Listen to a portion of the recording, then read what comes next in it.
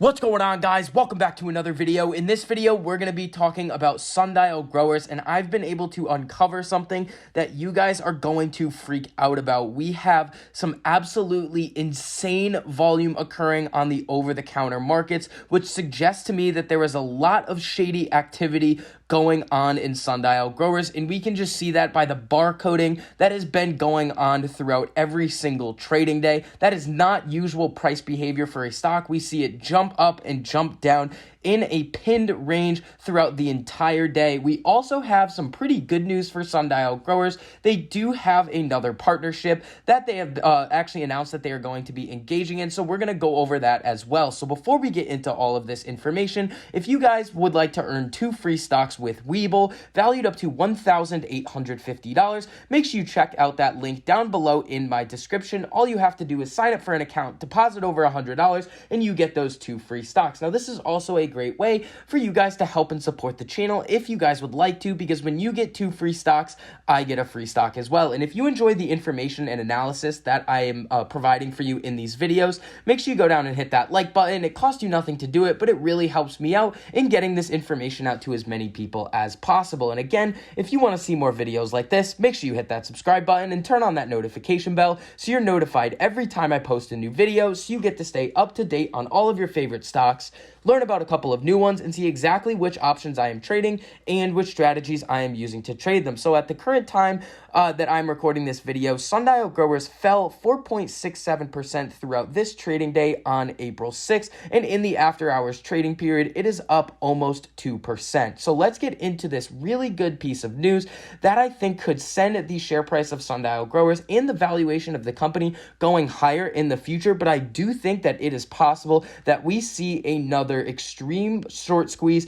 that we saw previously with Sundial growers. All of the key pieces are coming together with these hedge funds collapsing. We have the SLR requirement expiring. We have AMC and GameStop, that whole situation going on, and Sundial growers is going to fit right in, and I'm going to show you guys all of that. So let's get into this first article. So we can see Stigma Grow announces exclusive live resin concentrates contract with Sundial growers. So we can see, among other opportunities within the concentrates market, the new collaboration between the 2 Alberta-based companies will enable capitalization on the fast merging live resin vape market.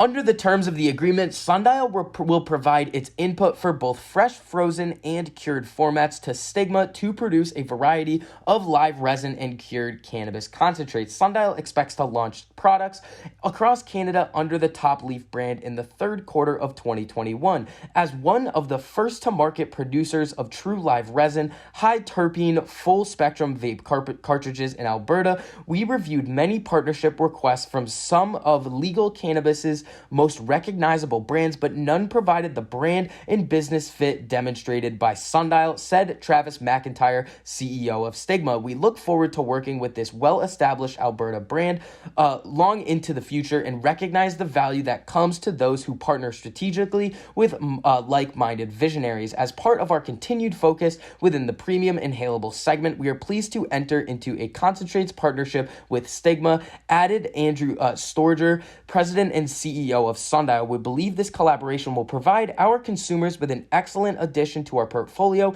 of cannabis products. We've seen this a lot with Sundial growers over the last couple of weeks. We actually have this partnership over here. Sundial and Indiva announced $2 million strategic investment. So this is more of an edibles market that Sundial is getting into, which is a very good sign. We see Sundial growers knows their weaknesses as a business and are partnering up with other companies to strengthen those weak points. Now, when we come over here, we can also see that Sundial and SAF Group announced a strategic capital partnership, which is going to yield some very good benefits to Sundial growers in the future. So this joint venture will leverage a strategic financial and operational partnership to generate asymmetrically enhanced risk-return opportunities in the cannabis industry to provide exposure to a portfolio of attractive debt, equity, and hybrid investments. The joint venture will focus on cannabis-related verticals, seeking both Canadian and international opportunities and investments. So an initial commitment from Sundial of $100 million. So this is pretty interesting. So we do have a lot of strategic investments and partnerships that Sundial Growers is engaging in, which I think is very good over the long term. If they are able to really utilize these partnerships and investments to really boost their valuation up, I think we could see Sundial Growers as a top player in the cannabis market. But that is not the most important thing about this video. Let's get into the short interest situation. So when we come over to Market Watch, we can see that they have the short percent of float at 15.36%. Anything over 20 is considered unusually high,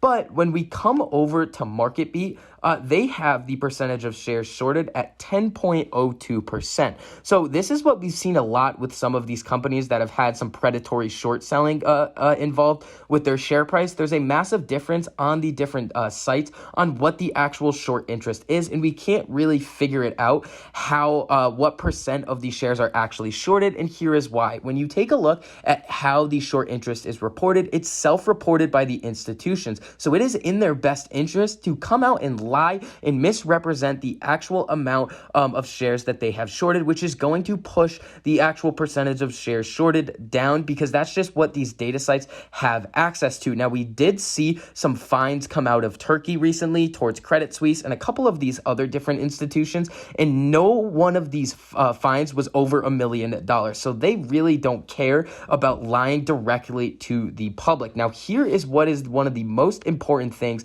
that I have found. When we come over to the over-the-counter non-alternative trading systems data details, this is going to be all of the trades on Sundial Growers over-the-counter, which is away from the public eye over the last trading period, which was in the month of February. We can see that the total amount of shares traded was 9.1 billion shares on the over-the-counter markets. When we come over back to Market Watch, we can see that the public float is 1 billion shares. So now when we come back over here, 9 times the public float was traded away from the public eye, with Citadel Securities trading almost 4 billion of these shares, with Virtue Americas LLC behind them at around 3 billion shares. Now, there was 3 million actual trades, and you do have to keep in mind that the actual share amount that we see here is just the total volume. So 3.9 billion is all of the buys and sells. You also have to keep in mind that Citadel is the market maker and clearinghouse for the brokerages like Robinhood and Webull, but it is so insane that to think that on the over-the-counter market, Citadel traded 3.9 billion shares. Now, when we come over to this chart, this is going to be the alternative trading systems data details. So this is going to represent the dark pool trade. So the total shares traded in the dark pools is 60 million.